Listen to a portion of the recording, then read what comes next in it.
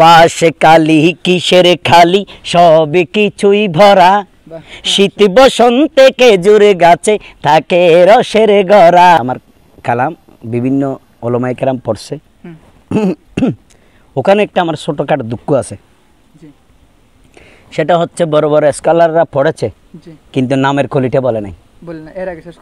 যেমন ধরেন আমাদের বর্তমান ভাইরাল বক্তা গিয়াসউদ্দিন আত-তাহিরি, উনিও পড়েছেন বিভিন্ন প্রোগ্রামে, ধন্যবাদ, কিন্তু উনি লাস্টে লেখকের নামটা বলেন। আব্বুর কোনো গজল গাইতে পারো? আব্বু পারো না তুমি? কেন, তুমি হুব্বে মোহাম্মদ জানো না? আপনি তো অনেক অ্যালবাম করেন, মানে মোবাইলে দেখে, তখন ওরা কি এগুলো দেখতে আগ্রহী করে নাকি? হ্যাঁ হ্যাঁ, না শুধু আমার গুলো দেখে, আমার পুরা ভক্ত তো।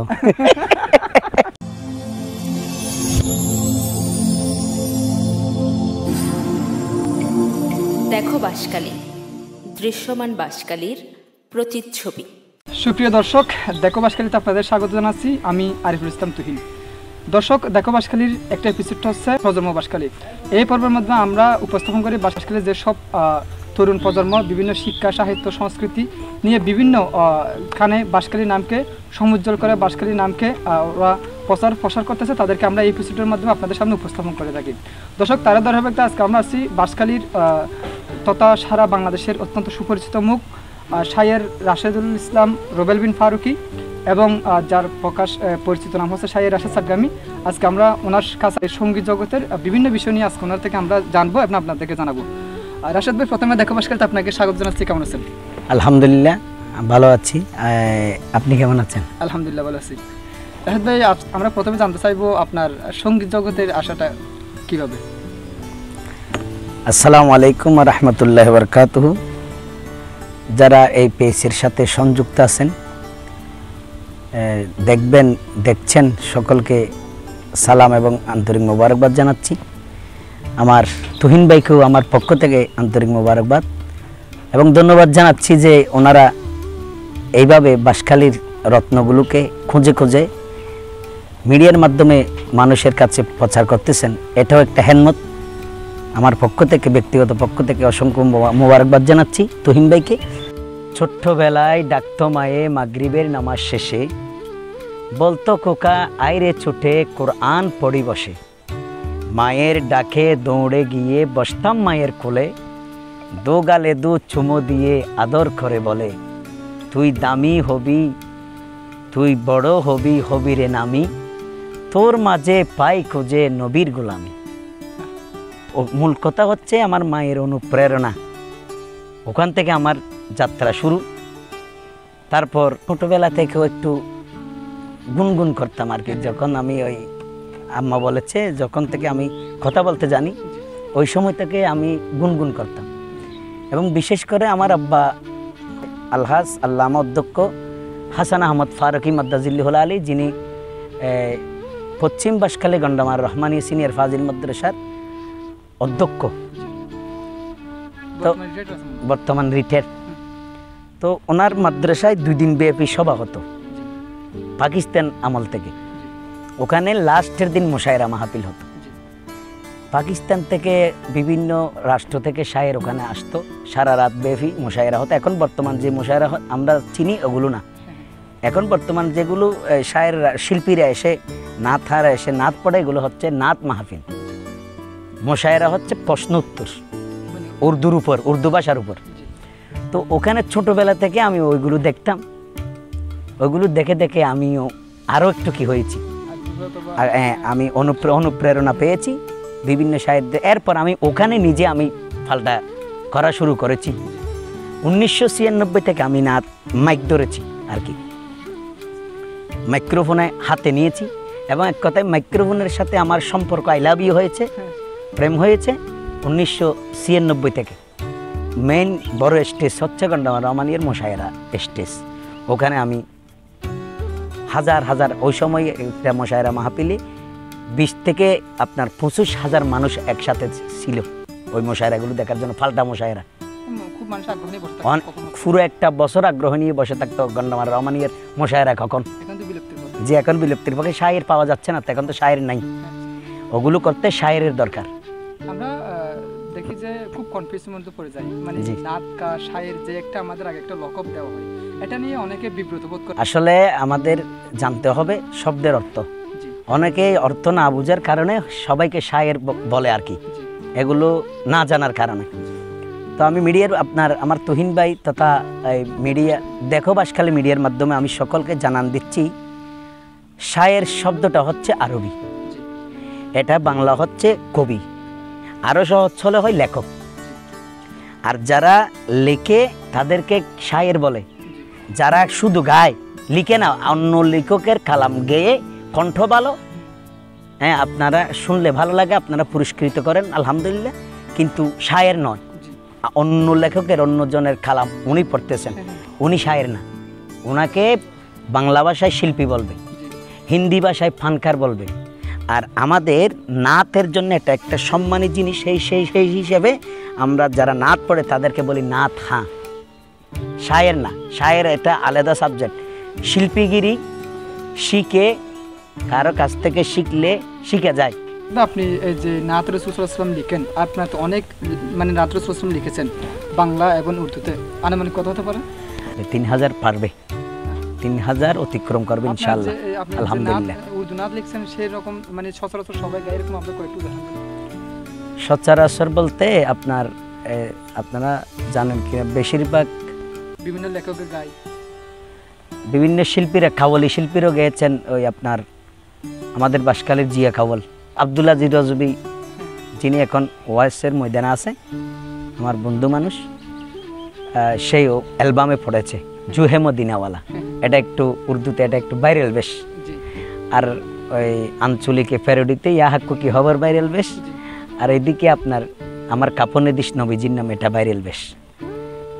এইরকম আর কি। আপনি তো এই নাতের জগৎ ছাড়া তো বিভিন্ন প্রাসঙ্গিক নিয়ে অনেক মানে সঙ্গীত লিখেছেন। জি জি, আমার বিভিন্ন নারীর পর্দা নিয়ে এরকম।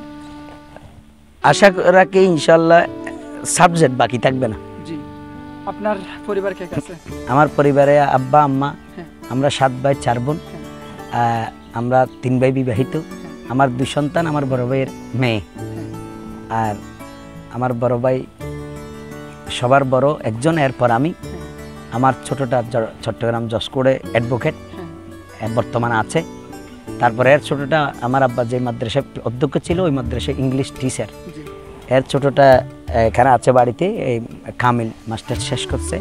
এর ছোট আপনার MBBS বিজি ট্রাস্টে ডাক্তারি পড়তেছে, 2 বছর পর ইনশাল্লাহ ওনার কোর্স শেষ হবে, ডাক্তার হয়ে আসবে। জি, ছোটটা কলেজে পড়ে, একদম ছোটটা। আর আমার বোনেরাও সবাই ফাজিল, আলেম, ডিগ্রি। রাশেদ ভাই, এখন আপনার থেকে আমরা জানতে চাইবো, আপনি অনেক নাত লিখেছেন এবং অনেক নাত গিয়েছেন। এখন আপনার থেকে জানতে চাইবো যে কোন নাতটা আপনার মানে গাইতে গিয়ে খুব বেশি পছন্দের, সেরকম একটা নাতের আমরা 2 মিনিট করে মানে শুনতে চাচ্ছি। আসলে সবগুলো তো পছন্দের, এরপরে আমি একটা শুনাই। আমি অ্যাক্সিডেন্টের পরে যেগুলো লিখছি ওখান থেকে একটা শুনাই। हम फकीरों की दौलत मोहम्मद का नाम, हम फकीरों की दौलत मोहम्मद का नाम, हम गरीबों की इज्जत मोहम्मद का नाम। राशिद चाटगामी को ऐसा दिल चाहिए, राशिद चाटगामी को ऐसा दिल चाहिए, जिस दिल की इबादत मोहम्मद का नाम, जिस दिल की इबादत मोहम्मद का नाम, हम फकीरों की दौलत मोहम्मद का नाम। যে নাতগুলো সচরাচর আপনার সবখানে পরিচিত, উর্দু বলছিলেন, আপনার অনেক বাংলা নাতও আছে মানে সবখানে, যেমন নাকি সম্প্রতি একটা খুব সবখানে মানে বিভিন্ন, এমন কোনো আমি জানি না, মানে খুব কম হয় মাহফিলের মধ্যে কম হয়, মানে অনেক বড় বড় স্কলাররা গিয়েছিলেন বক্তারও, ওই আমার কাপড় দেশ নবীজির নামটা।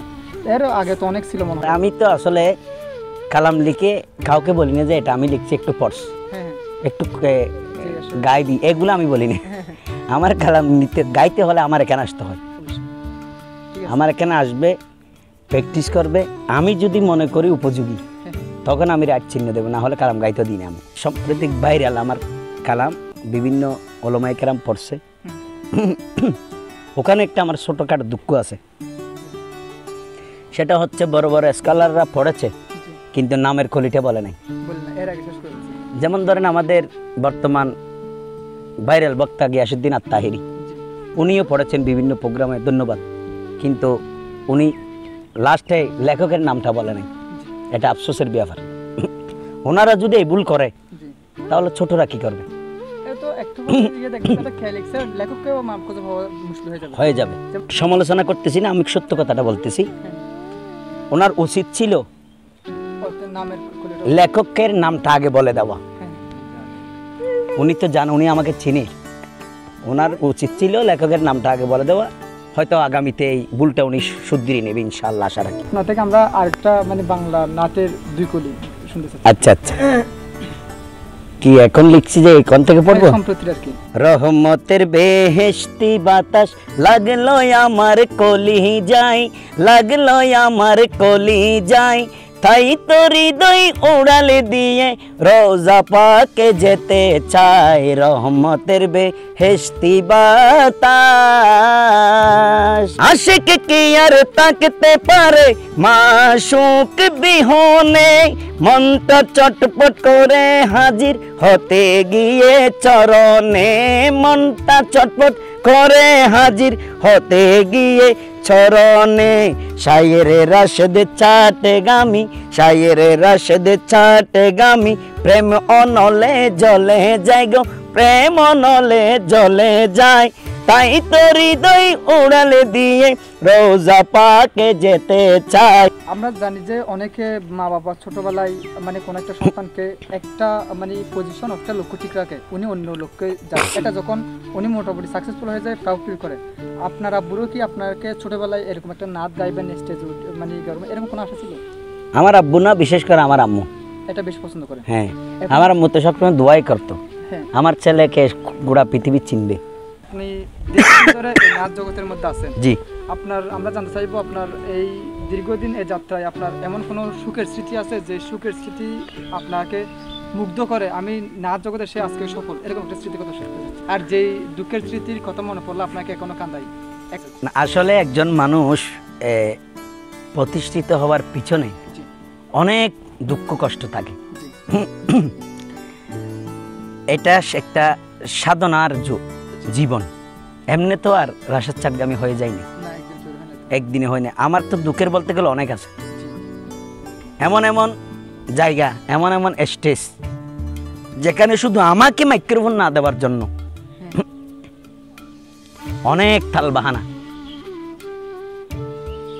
এক সময় আপনারা দেখেছেন ডিসি হিল, চট্টগ্রাম লালদিঘির ময়দান, মুসলিম হলে ইসলামী নববর্ষ হতো। তো ওখান থেকে আমি একটা বলি, অনেক আছে, ওখান থেকে একটা বলি। আমার জন্য আলহামদুলিল্লাহ দর্শক অপেক্ষা করে থাকতো, আসতে থাকতো, আমি কখন উঠবো, আমাকে কখন দিবে, ওই রকম একটা মানুষের কি ছিল, আকাঙ্ক্ষা ছিল, ওরা বসে থাকতো। এখনো আছে আলহামদুলিল্লাহ, আমাকে ভালোবাসে, এটা তো আমি দেখেছি অ্যাক্সিডেন্টের পর। আপনিও তো ভালোবাসেন, বিদে আসছেন। তো লালদিঘির ময়দানে এক এক করে সব শিল্পীরা কি করে ফেলছে, পরিবেশনা শেষ করছে, বাকি আছি শুধু আমি, এরপর কাওয়ালি হবে। আমি নাম বলতেছি না, উনি সবাই চিনবেন, যাই হোক সে তো বুঝতে পারবে। আমার নাম আসার সাথে সাথে বলে দিল কি সময় সংক্ষিপ্ত হয়ে গেছে, সময়ের কারণে আমরা আর দিতে পারতেছি না, এখন আমাদের কাওয়ালি অনুষ্ঠান শুরু হবে। সবচেয়ে বড় একটা ধাক্কা লাগবে, এখন ধাক্কা আসছে কিনা, এর চেয়ে দর্শক আর দিদি আপনি আমি আরো এগুলো করতেছে কারা, আমার মানুষ। জি, এরপর এখানে দেখেন সাথে সাথে আল্লাহ আমাকে আবার এখানে আনন্দ দিয়েছেন। জি, আপনি যে বলছেন একটা দুঃখ একটা সুখ, জি, একই জায়গায় দুটোটা বলে দিচ্ছি আমি। ওই কথা বলার সাথে সাথে দর্শক উঠে গেছে দাঁড়িয়ে, হরতাল আন্দোলন। আপনার মতো যুবক, অনেক যুবক এই শেয়ার নিয়ে এর মারতে চলে আসছে, এর কলার ধরে নামিয়ে মারবে, ওই সময় তাড়াতাড়ি মানে কি আমার নামটা আবার ঘোষণা করতে হয়েছে। তো এর সেই আনন্দ খুশি আর কি হতে পারে, আরো লালদিঘির মতো ময়দান। বাংলাদেশে জন্ম আমার, জেলা চট্টগ্রাম, বাঁশখালী থানার অধীন পশ্চিম সম্বল গ্রাম। আল্লামা হাসান ফারুকী আমার আব্বাজান, কর্ম আমার সবার প্রতি ধর্মের আহ্বান। দেশ দশের কথা বলি, গাই সততার গান। বাঁশখালী কিসের খালি, সব কিছুই ভরা, শীত বসন্তে খেজুর গাছে থাকে রসের গড়া, শীত বসন্তে খেজুর গাছে থাকে রসের গড়া। ঐতিহ্যময় দানে লবণ, ঐতিহ্যময় দানে লবণ, সালিসুর বাগান। দেশ দশের কথা বলি, গাই সততার গান। পশ্চিমে বঙ্গোপসাগর সমুদ্র সৈকত, পূর্বে সুন্দর দৃশ্যে ভরা পাহাড় পর্বত। শায়ের রাশেদে ছাটগামি সেই, শায়ের রাশেদে ছাটগামি সেই বাঁশখালীর সন্তান। দেশ দশের কথা বলি, গাই সততার গান আমি।